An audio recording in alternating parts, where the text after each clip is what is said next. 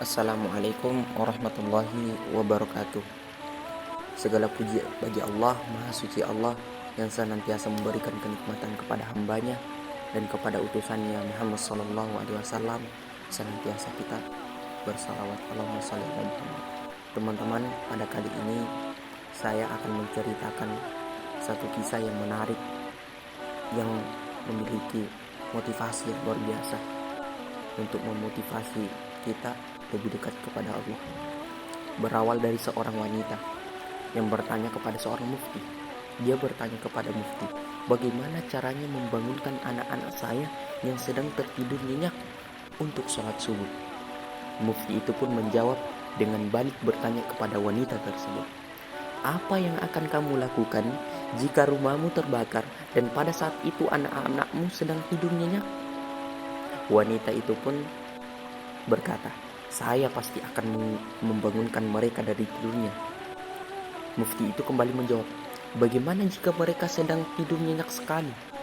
Wanita itu kemudian menjawab lagi, demi Allah, saya akan membangunkan anak-anak saya. Saya akan membangunkan mereka sampai benar-benar bangun. Jika mereka tidak bangun juga, saya akan menyeret mereka sampai keluar dari rumah. Mufti itu kemudian kembali menjawab, jika itu yang kamu akan lakukan untuk menyelamatkan anak-anakmu dari api dunia, maka lakukanlah hal yang sama untuk menyelamatkan mereka dari api neraka di akhirat kelak. Nah, kisah ini hadir dari Abuya Asyahid Muhammad bin Alawi Al-Maliki. Tetapi teman-teman, kali ini saya juga akan menyampaikan konsekuensi atau hukuman bagi orang yang suka sekali menunda sholatnya di ujung waktu. Bagi orang-orang yang seperti ini, kelak para malaikat akan menyeretnya melewati orang banyak menuju ke arah api neraka yang menyambar-nyambar.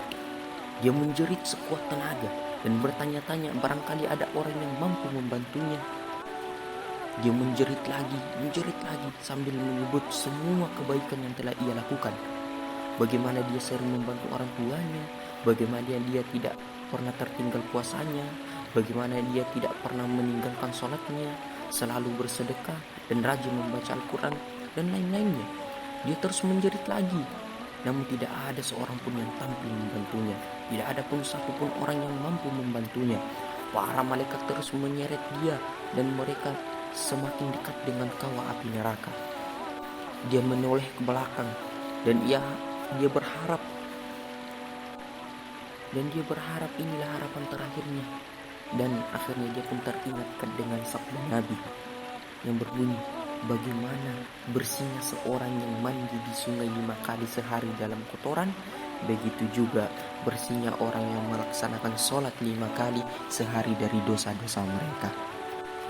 Tapi kemudian dia kembali menjerit sekuat tenaga. Dia berteriak, sholat saya, doa saya. Kedua malaikat tidak berhenti, terus-menerus menyeretnya dan terus menyeretnya ke tepi jurang neraka. Kembang api neraka yang membumbung terasa menyambar-nyambar mukanya. Dia menoleh ke belakang lagi, tapi matanya telah kering dari setiap harapan dan dia tidak memiliki apa-apa lagi yang tinggal di dalam dirinya. Salah satu malaikat menolak dia akan memasukkan ke kawah neraka. Kemudian ia mendapati dirinya yang lemah, terus melayang dan akhirnya jatuh ke dalam kawah api neraka yang menjulang tinggi selama 70 tahun. Setelah 70 tahun sengsara dibakar api, tiba-tiba terasa tangannya diraih oleh salah satu tangan meraih tangannya. Dia ditarik kembali ke atas. Ketika dia mengangkat kepalanya, dia melihat seorang pria yang sangat tua dengan jenggot putih yang panjang memegang tangannya. Pria itu kelihatannya sangat dhaif sambil menyapu debu-debu di tubuhnya, dan dia bertanya pada pria itu, siapakah Anda? Orang itu menjawab, akulah sholat Anda. Akulah sholat yang selama di dunia engkau kerjakan. Mengapa kamu begitu terlambat bantu saya? Wahai sholatku, saya telah terjerumus ke dalam api neraka selama 70 tahun. Kenapa setelah tubuh saya hangus dan hampir hancur, Baur, kamu datang selamatkan saya. Kenapa? Kenapa kamu begitu lambat datang? Orang tua itu tersenyum sambil menggelengkan kepalanya dan berkata, apakah kau lupa? Selama hidup di dunia dulu, kamu selalu laksanakan saya pada saat-saat akhir. Maka itu pun saya pada saat ini menolongmu pada saat-saat akhir. Setiap kali maghrib kamu fokus pada sinetron TV dulu. Zuhur kamu lewatkan, kamu lebih mementingkan kerja daripada saya. Sholat asar kamu lewatkan dan subuh juga selalu kau di ujung waktu. Kamu ingatkah itu semua? Penjelasan pria tua itu mengejutkan. Kemudian seolah-olah dia terjaga dan mengangkat kepalanya dari tidur. Seluruh tubuhnya basah oleh keringat ketakutan. Ya Allah, aku mimpi, aku mimpi, aku mimpi. Tetapi seperti nyata, ketika itu juga ia mendengar suara azan dikumandangkan menandai masuknya waktu sholat asar. Dia bangun dengan cepat dan mengambil wudhu. Dia berjanji tidak akan melalaikan sholatnya lagi. Dia menyadari kesalahannya sekarang. Dia telah mendapat petunjuk yang maha benar.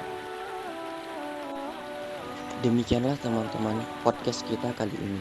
Terima kasih banyak sudah meluangkan waktunya, sudah meluangkan hatinya untuk menyimak beberapa cerita dan ceramah singkat.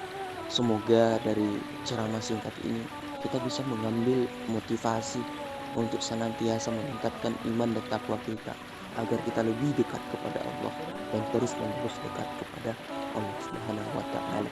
Semoga apa yang baik dalam ceramah ini bisa kita sampaikan kepada saudara-saudara kita di luar sana, dan semoga pula kita semua digolongkan oleh Allah sebagai orang-orang yang akan menghuni surganya kelak. Amin ya rabbal alamin wa jannatun na'im. Terima kasih. Nun wal qalam wa ma yasturun. Assalamualaikum warahmatullahi wabarakatuh.